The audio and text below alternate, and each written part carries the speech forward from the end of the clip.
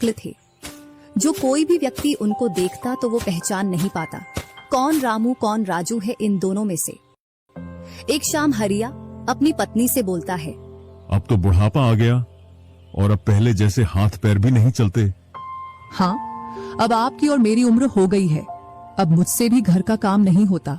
क्यों ना रामू और राजू के लिए सुंदर लड़कियां देखकर उनकी शादी कर दी जाए। हाँ भाग्यवान, तू बोल तो सही रही है, लेकिन मुझे रामू की फिक्र है, क्योंकि उसे काम में आलस आता है और वह कैसे अपना गुजारा कर पाएगा। बातें करते करते दोनों सो जाते हैं।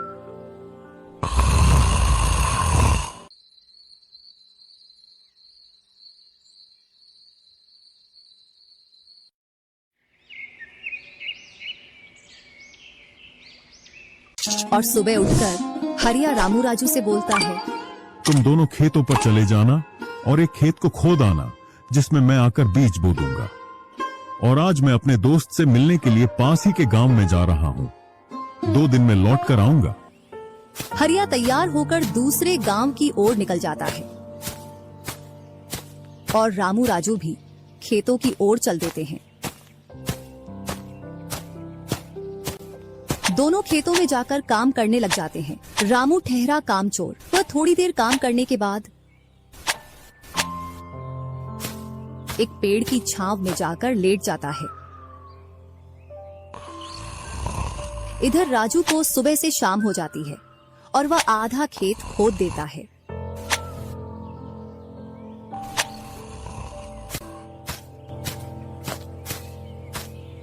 और हरिया भी अपने दोस्त के पास पहुंच जाता है। अरे भाई हरिया, कैसे आना हुआ? तुझसे मिलने की इच्छा हुई तो मिलने आ गया। चल अच्छा है, पहले भोजन करते हैं, इसके बाद गप्पे लड़ाएंगे। दोनों साथ में भोजन करते हैं। हाँ भाई हरिया, सुना सब कुशल मंगल? हाँ भाई, सब कुछ कुशल मंगल है।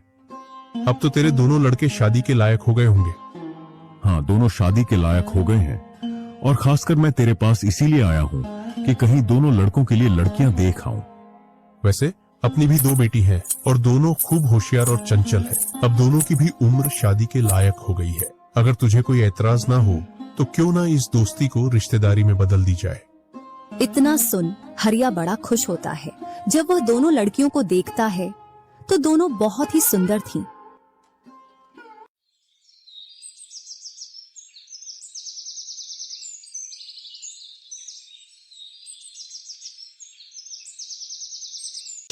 सुबह होते ही हरिया अपने दोस्त से बोलता है, मैं जल्द ही मेरी बहुओं को लेने आऊंगा। इतना बोलकर हरिया अपने गांव की ओर चल देता है। इधर रामू और राजू भी अपने खेतों पर काम करने के लिए आ जाते हैं और रामू पेड़ की छांव में जाकर सो जाता है। इधर राजू अपने काम में लगा रहता है। शाम होने को आ जाती है और हरिया भी अपने खेतों के पास आ जाता है। रामू की आंख खुलती है तो हरिया उसको आता हुआ दिखता है, तो वह खेत में जाकर काम करने लग जाता है। चलो घर, अब शाम हो गई और खेत भी पूरा खुद गया है।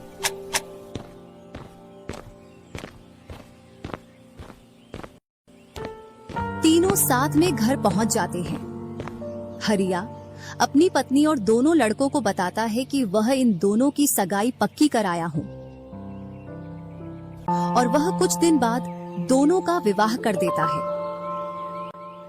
ऐसे ही कुछ वर्ष निकल जाते हैं। हरिया और उसकी पत्नी का स्वर्गवास हो जाता है और दोनों भाई जमीन और घर का बंटवारा कर लेते हैं। रामू अपने आलसी पने की वजह से खेतों में काम करने नहीं जाता और दिन भर घर में ही पड़ा रहता। इधर राजू अपने खेतों में दिन रात मेहनत करता है, जिससे रामू और राजू की फसलों में अंतर स्पष्ट दिखाई देता है। एक दिन रामू राजू से बोलता है, तूने अच्छा खेत रख लिया और मुझे यह एक दिन रामू राजू से बोलता है, तूने अच्छा खेत रख लिया और मुझे यह खराब खेत दे दिया, जिससे तेरी फसल अच्छी हो रही है और मेरी फसल कमजोर। कोई ना, अगली फसल पर खेत बदल लेंगे। अगली फसल पर रामू राजू से खेत बदल लेता है और एक खेत ज्यादा ले लेता है। फिर भी राजू खुशी खुशी उसे खेत दे देता है। राजू के हिस्से में जो खेत थे उनमें फिर से वह दिन रात मेहनत करता। इधर रामू कभी काम करता तो कभी काम नहीं करता। रामू के पास बीज खरीदने के भी पैसे नहीं थे, तो वह पैसे लेने के लिए जमींदार के यहाँ चला जाता।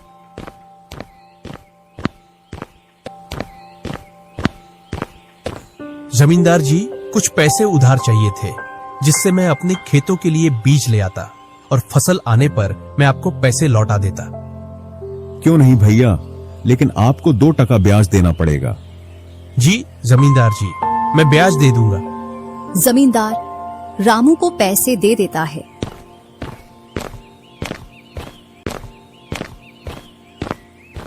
और रामू उनसे कुछ बीज लाकर अपने खेतों में बो देता है।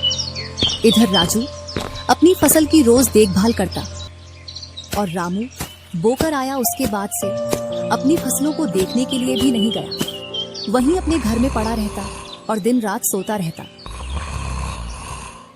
एक दिन जब फसल पकने का समय आया तो वह अपनी फसल देखने के लिए खेतों पर गया और फसल देखकर बोला, अरे इतनी कमजोर फसल! मैंने खेत बदल लिया, फिर भी लगता है मेरी ही किस्मत खराब है। जो भी जमीन में लेता हूँ उसमें अच्छी फसल होती ही नहीं है। ऐसे कहते हुए वह अपने घर आ जाता है और अपनी पत्नी से बोलता है, राजू की फसल तो अच्छी है, बस हमारी फसल ही कमजोर है। ऐसा कैसे हो सकता है? ऐसा तो होगा ही। दिन रात जो घर में पड़े रहते हो और खेतों में समय समय पर दवाई पानी नहीं दोगे तो फसल ऐसी कमजोर रहेगी। फिर बोलते हो किस्मत खराब है। किस्मत नहीं, मेहनत करनी पड़ती है। चल चल, मेरे को मत सिखा। अगर किस्मत ना हो तो कुछ भी नहीं होता। अगर मेहनत से कोई बड़ा बनता तो सबसे पहले गधा बड़ा बनता, क्योंकि उसके बराबर कोई मेहनत नहीं करता। और जो मजा जिंदगी में सोने में है वह मजा और किसी चीज में नहीं। बस इनको तो सुला दो, सोने के अलावा और कोई काम ही नहीं है। कुछ दिनों बाद जब फसल निकली तो राजू की फसल रामू से दोगुनी निकली, जबकि उसकी जमीन रामू से कम थी। रामू फसल को देखकर बोलता है, इस फसल को बेच कर आऊं या खाने के लिए रखूं? इधर जमींदार जी को भी पैसे देने हैं। अब इतनी सी फसल से कैसे काम चलेगा पता नहीं। एक दोपहर रामू सो रहा था, तभी उसका गेट किसी ने खटखटाया। पता नहीं कौन भरी दोपहर में नींद खराब करने के लिए आ गया। जैसे ही वह गेट खोलता है तो सामने जमींदार खड़ा दिखता है।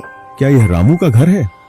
रामू ने सोचा, क्यों ना मैं इसे राजू के घर पहुंचा दूं। यह मुझे पहचान भी नहीं पाया। मैं तो राजू हूँ, वह वाला घर है रामू का। जमींदार सामने वाले घर पर जाकर गेट को खटखटाने लगता है। राजू गेट खोलता है और बोलता है, क्यों भाई, इतनी तेज गेट को क्यों खटखटा रहे हो? मैंने आपके रुपए लेकर खा लिए क्या? हाँ भैया रामू, तुमने मेरे जो पैसे लिए थे उन्हीं को लेने के लिए आया हूँ। तुमने बोला था फसल आने पर पैसा लौटा देंगे, जो तुमने अभी तक नहीं लौटाया। क्या जमींदार जी, आप भी दोपहर में नशा करके आ गए? मैंने कब आपसे पैसे उधार लिए? क्या तुम ही रामू हो? नहीं, मैं तो राजू हूँ। रामू तो सामने वाले घर में रहता है।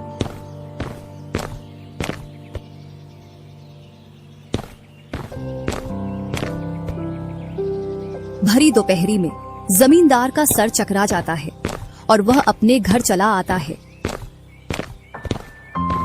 और घर पहुंचकर मुनीम से बोलता है, ऐसा लगता है मुझे कि जो पैसे रामू के दिए थे वह पैसे अब लौट कर नहीं आने वाले। क्यों, ऐसा क्या हुआ जो पैसे वापस नहीं आ रहे हैं? रामू और उसका भाई दोनों हम शक्ल हैं और दोनों बोल रहे हैं कि रामू वह है, रामू वह है। और उन दोनों ने दोपहर भर मुझे इस घर से उसे घर दौड़ाया। जमींदार जी, पैसे निकालने की मेरे पास एक स्कीम है। बोलो कौन सी स्कीम है? मुनीम जमींदार जी के कान में पूरी स्कीम बताता है। दूसरी सुबह जमींदार, मुनीम और दो आदमी जिनके हाथ में लाठी थी, चारों लोग रामू के घर की ओर चलते हैं। जैसे ही रामू के घर के पास पहुंचते हैं तो जमींदार और दोनों लोग थोड़ी दूर रुक जाते हैं। अरे रामू भैया, बाहर निकलो, मैं पास ही के गांव से आया हूँ। जरूर जमींदार होगा, मैं आज गेट खोलूंगा ही नहीं।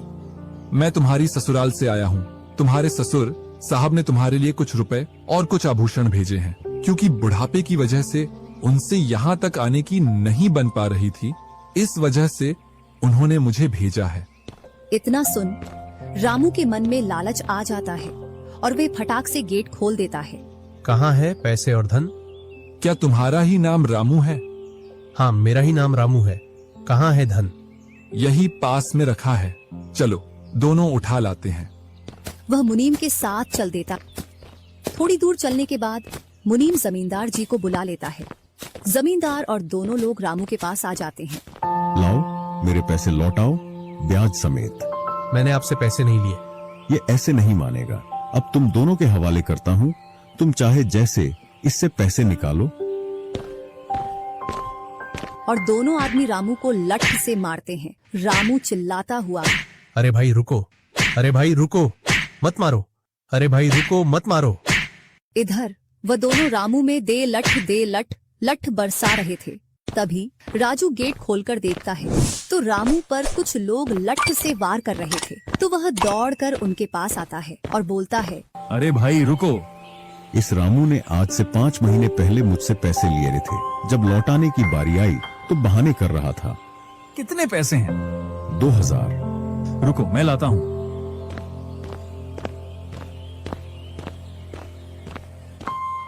राजू रुपए लाकर जमींदार को देता है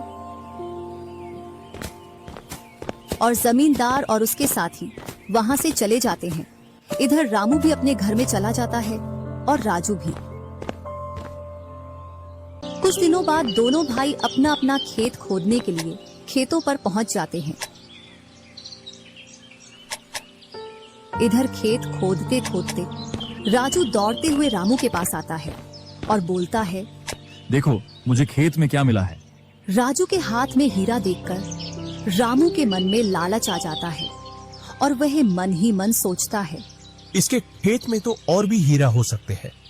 क्यों ना मैं इसको मेरा वाला खेत दे दूं और इसका खेत में रख लूं, जिससे मेरे पास भी बहुत सारे हीरे हो जाएंगे। मैं क्या बोल रहा था, क्यों ना तू मेरे वाले खेत पर फसल कर ले और मैं तेरे वाले पर। इतने दिनों से तू कम जगह पर कर रहा था।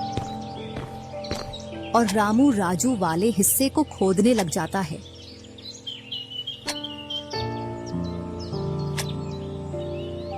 शाम तक पूरे खेत को खोद देता है, लेकिन उसे उसमें कुछ भी नहीं मिलता